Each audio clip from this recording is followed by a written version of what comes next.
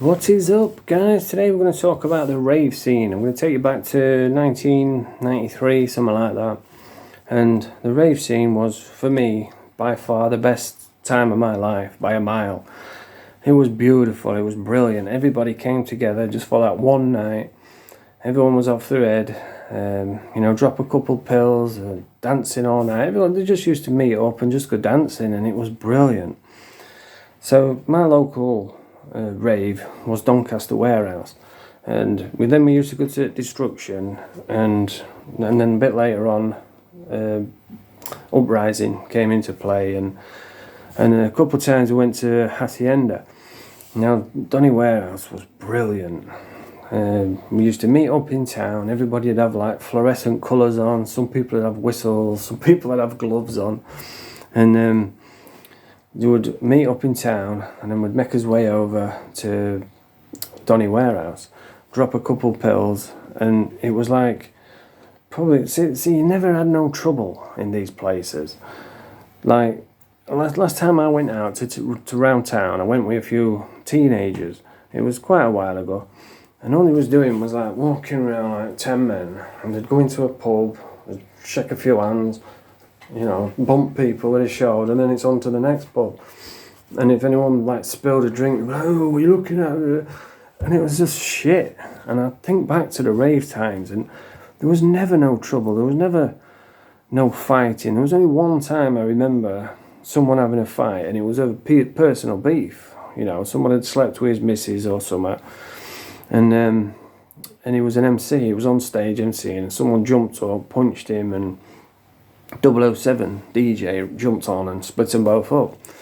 That was the only violent incident, because everybody was loved up. We were all best mates for that one night. This is why you can see people like that Marvin Herbert, what a horrible bully he is, because I remember him talking about going to a rave, and he said he ended up stabbing 2 people in the toilet, and I'm like, how do you, everybody's loved up. It's a great atmosphere, everybody's best mates, so how do you get a violent incident out of that?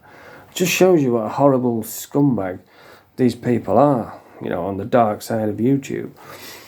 But everybody was best mates just for that one night, and it used to be a tenner to get in to Donny Warehouse, 15 quid if it was like a live personal appearance, which was like alternate, Dream Frequency, Rat Pack, they've got pianos and singer and all that. So if it was just a DJ, it was a tenner. If it was a live performance, it was 15 quid.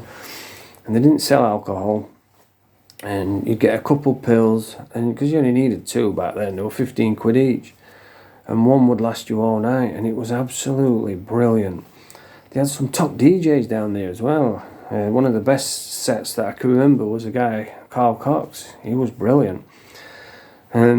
But one of my favourite DJs was a guy called DJ Execute and MC Jax.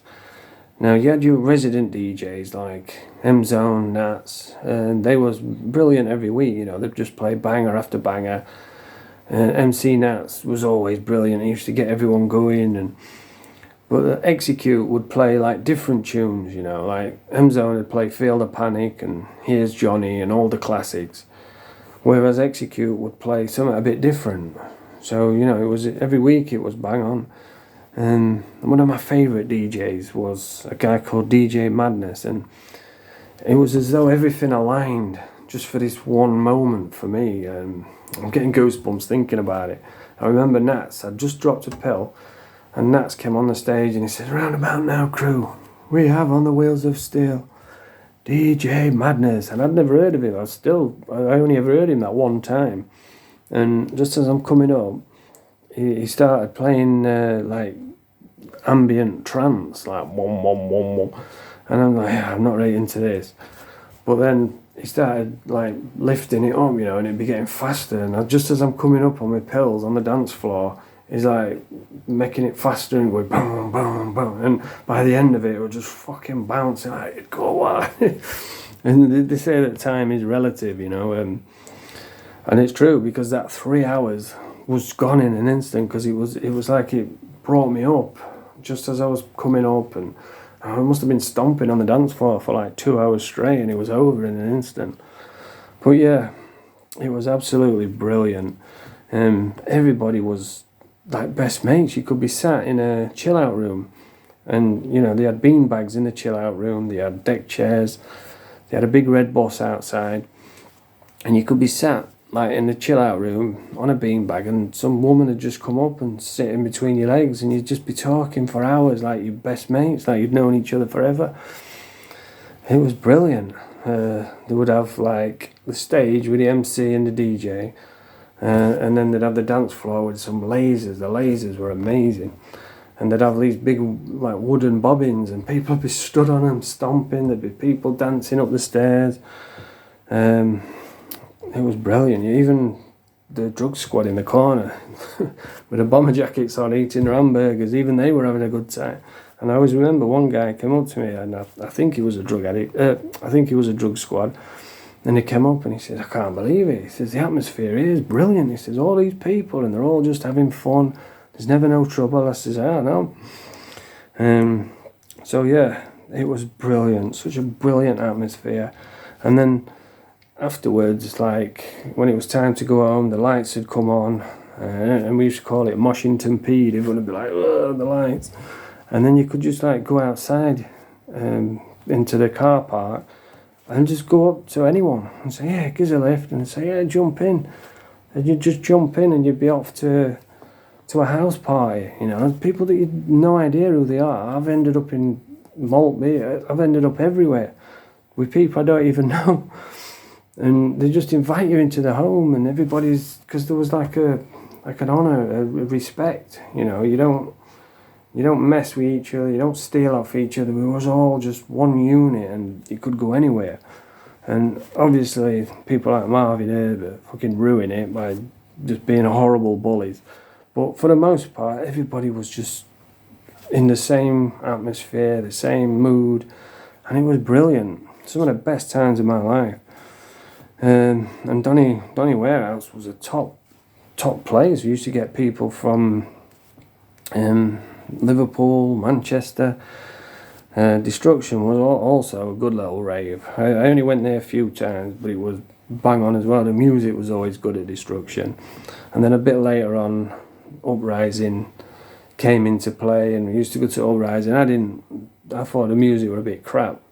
People like Kenny Sharp and Top Groove, I weren't really into that. But back in the warehouse days, it was absolutely amazing. Some of the best times of my life. And some of the people that you meet, you know, really good, honest people, because there would be like, there'd be like technicians or doctors, nurses, and then on a weekend they've got this new other life as a raver, you know, going to raves, and it was like everyone was just one unit, all loved up, and it was absolutely brilliant.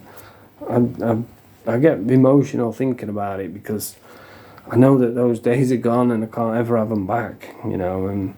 But yeah, brilliant memories. By far the best time of my life, easily. But anyway, that's the video for today. If you were back in those rave days, you'll know exactly what I'm talking about. Best time of my life, by far. If you like the video, press the thumbs up, subscribe to the channel. Bonjour.